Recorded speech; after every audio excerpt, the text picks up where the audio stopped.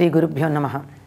కర్కటే పూర్వఫల్గుణ్యాం తులసీకాననోద్భవాం పాండ్యే విశ్వంభరాం గోదాం వందే శ్రీరంగనాయకీ.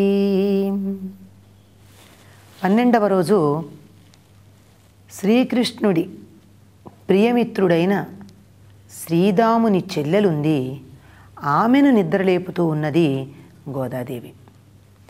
ఈ విషయం స్పష్టంగా గోదమ్మ చెప్పదు, కానీ మిగిలినటువంటి అనేకమైన ఆధారాలను అనుసరించి శ్రీదాముని సోదరి అని పండితులు నిర్ధారించి చెప్పారు.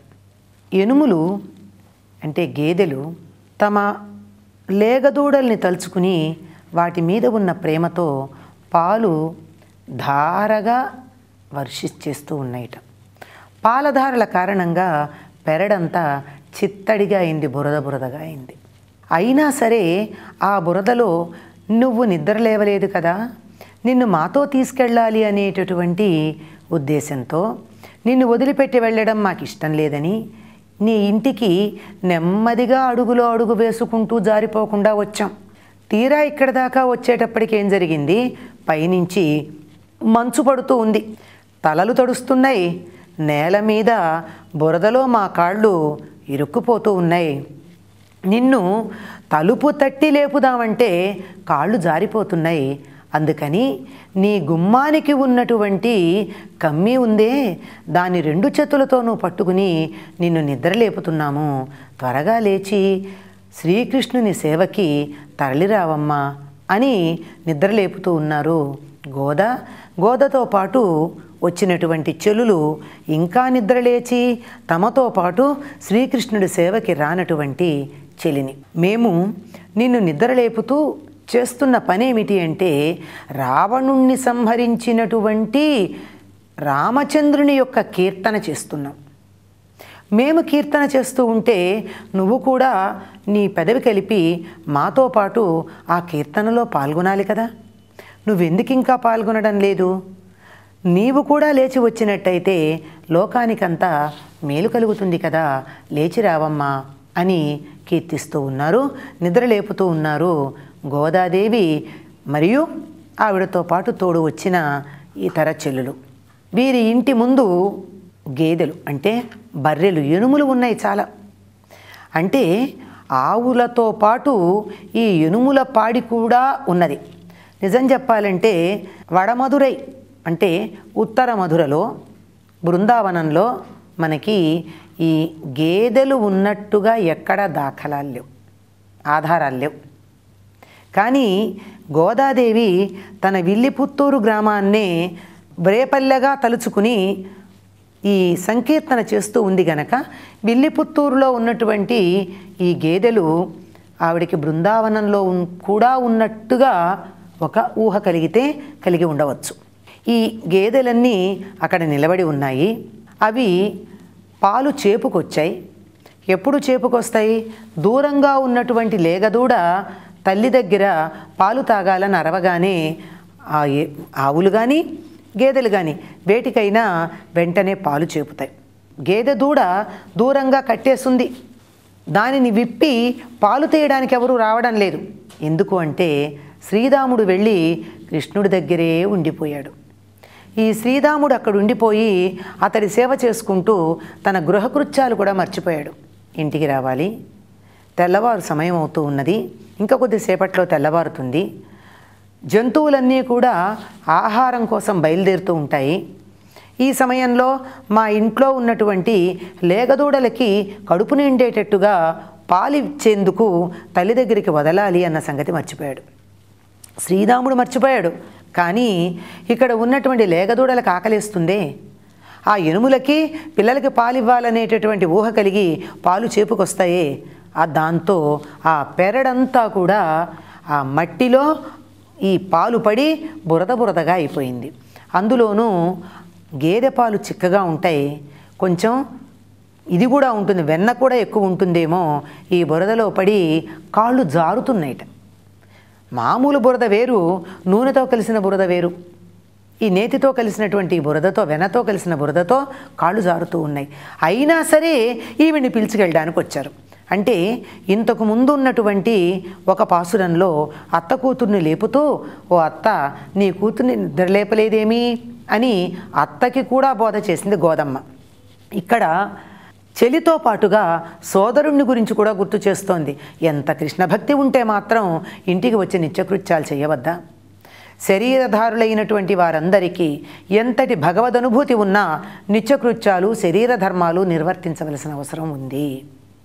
ఎవరైతే అరణ్యాలకు వెళ్ళిపోతారో, తపస్సులో నిమగ్నమైపోతారో, సమాజంలో ఉండకుండా ఉంటారో, ఒక కప్పు కింద నివాసం చెయ్యరో అటువంటి వాళ్ళకి ఈ గృహ బాధ్యతలు, సమాజం పట్ల బాధ్యత ఉండవు. కానీ ఉంటున్నటువంటి వారందరూ కూడా, ఇంటి పట్టున ఉన్న వాళ్ళందరూ కూడా తమ బాధ్యతలు నిర్వర్తించాలి. నేను భగవదనుభూతిలో ఉన్నాను, నాకు భక్తి ఎక్కువ, నిరంతరం పూజలోనే ఉంటాను, లేదా దేవుడి సాన్నిధ్యంలోనే ఉంటాను, లేదా గురువుగారి కాళ్ళ దగ్గరే ఉంటాను అన్నట్టయితే అది సమాజానికి మంచి ఆదర్శం కాదు. తన ధర్మాన్ని తాను నిర్వర్తించాలి. కనుక ఇక్కడ కూడా ఈవిడ గుర్తు చేస్తోంది అదే.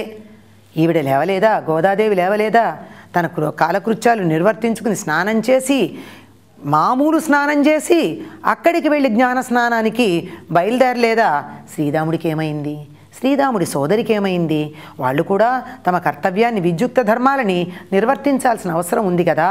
అందుకని అది గుర్తు చేస్తూ, అయినా గురువైనటువంటి వాడు తన శిష్యులు ఏదైనా పొరపాట్లు చేస్తే సాధనలో సరిదిద్దవలసిన అవసరం ఉంది కనుక తాను సరిదిద్దడానికి వచ్చి నిద్రలెమ్మంది. నిద్రలెమ్మని చెప్పినప్పుడు తలుపు కొట్టాలంటే కాలు జారుతోంది గనక గుమ్మం తలుపులు ఇలా పట్టుకుంది.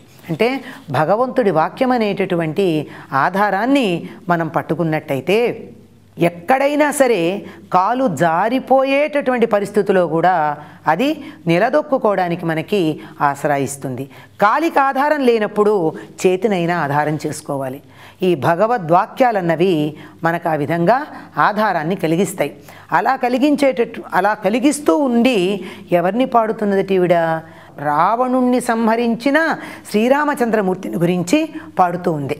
ఇంతకుముందు ఒక పాసురంలో కుంభకర్ణుణ్ణి ఓడించినప్పుడు ఆ నిద్ర వచ్చి నీ దగ్గర చేరిందా అని అడిగింది మామ కూతుర్ని. మరి పరిహాసం కదా, ఆ పరిహాసం ఆడేటప్పుడు మామ కూతురు గనక పరిహాసంగా కుంభకర్ణుడి నిద్ర నీ దగ్గరికి చేరింది అంది. ఇక్కడ శ్రీరాముడి సోదరి పరిహాసం ఆటల్లా వ్యంగ్యంగా అంటోంది. ఏం నీకు వినపట్టలేదా? మేము మాట్లాడుతూ ఉన్నాం కదా, మేము పాటలు పాడుతూ ఉన్నాం కదా. కుంభకర్ణుడి వధ అయిన తర్వాత వచ్చేటటువంటిది రావణ వధ.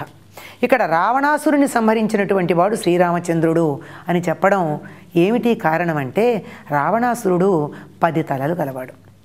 10 తలలు దేనికి సంకేతం? నిజంగా ఎక్కడన్నా మనిషి 10 తలలు ఉంటాయండి? రాక్షసులకు ఉన్నట్టుగా మనకి సంకేతంగా చెప్పారు. రావణుడు ఆ దురాలోచనలు చేసినప్పుడు 10 తలలు ఉన్నాయే తప్ప మిగిలిన సమయాల్లో ఒక్క తలతో ఉన్నట్టే మనం చూస్తూ ఉన్నామే. ఏమిటంటే ఇవన్నీ ప్రతీకంగా చెప్పేవి. ఎలాగంటే మాట మార్చేవాళ్ళని ఏమంటారండి? వాడికి 2 నాలుకలు ఉన్నాయంటారు. 2 నాలుకలు ఉంటాయా? ఇక్కడ మాట్లాడింది ఒకటి, అక్కడ మాట్లాడింది ఒకటి. కొమ్ములు మొలిచాయా అంటారు. ఎవరికి కొమ్ములు మొలవల, కొమ్ములు కనపడవు. అయినా సరే ఎందుకంటామంటే ప్రతీకాత్మకంగా చెప్తున్నాం. అలాగే రావణుడికి 10 తలలు ఉన్నాయి అంటే 10 ఇంద్రియాల యొక్క ప్రకోపానికి సంకేతం రావణుడు.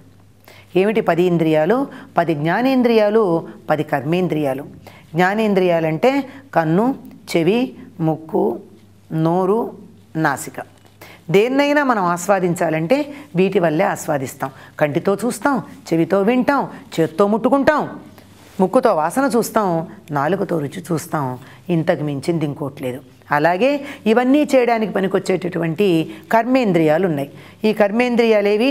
చేతులు, కాళ్ళు, నాలుక ఇక్కడ ఆహారం తినడానికి, అక్కడ మాట్లాడడానికైతే నాలుక, ఇంకా మనకి విసర్జక అవయవాలు, ఇవి కలిపి మొత్తం 10 ఇంద్రియాలు. ఈ 10 ఇంద్రియాల యొక్క ప్రకోపం రావణుడి యొక్క 10 తలలుగా సంకేతించి చెప్పారు.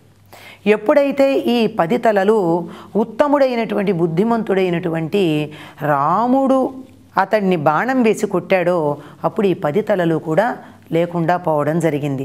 ఆ సంగతి చెప్తున్నాం. ఇప్పుడు నువ్వు నిద్రపోతున్నావంటే అర్థం ఏమిటి? నీ సుఖాన్ని అపేక్షిస్తూ ఉన్నావు. సుఖం కోరుకునేటటువంటి వారు ఎప్పుడూ కూడా సాధనా మార్గంలో ముందుకు వెళ్ళడం జరగదు. సాధనలో కూడా సుఖం ఉంటుంది, కానీ ఆ సుఖం శరీరావయవాలకు సంబంధించిన భౌతిక సుఖం కాదు. కర్మేంద్రియాలు, జ్ఞానేంద్రియాలు కాక వీటికి పైన ఉండేటటువంటి మనసు అనే 11వ ఇంద్రియం, ఇవి కాకుండా వాటిపైన ఉండే ఆత్మకి సంబంధించినటువంటి సుఖం ఉందే, అది కలిగిస్తూ ఉంటుంది సాధన. దాన్నే ఆనందం అంటాం. ఈ సుఖం అన్నది ఉంటుంది, పోతుంది. ఆనందం శాశ్వతమైనది కనుక దాని గురించి మేము మాట్లాడుతూ ఉన్నాం. మాకు చల్లదనాన్ని కలిగిస్తూ అలసట తీర్చుతూ పైనుండి మంచు పడుతోంది అంటే ఆచార్యుల యొక్క జ్ఞానబోధలు మా మీద వర్షిస్తూ ఉన్నాయి అని చాలా సంకేతంగా చెప్తూ ఈ నిద్రిస్తూ ఉన్నటువంటి ఒక చెలిని అనగా ఒక ఆళ్వారుని భగవదనుభూతిలో తన్మయత్వం చెంది బాహ్య స్పృహ లేకుండా ఉన్నటువంటి ఒక ఆళ్వారుని నిద్రలేపుతూ ఉన్నది గోదాదేవి. నీళాతుంగస్తనగిరితటీ సుప్తముద్బోధ్య కృష్ణం పారార్ధ్యం స్వం శృతిశతశిరసిద్ధమధ్యాపయంతి స్వోచ్ఛిష్టాయాం స్రజినిగళితం యా బలాత్కృత్య భుంక్తే గోదా తస్యై నమ ఇదమిదం భూయ ఏవాస్తు భూయః. స్వస్తి.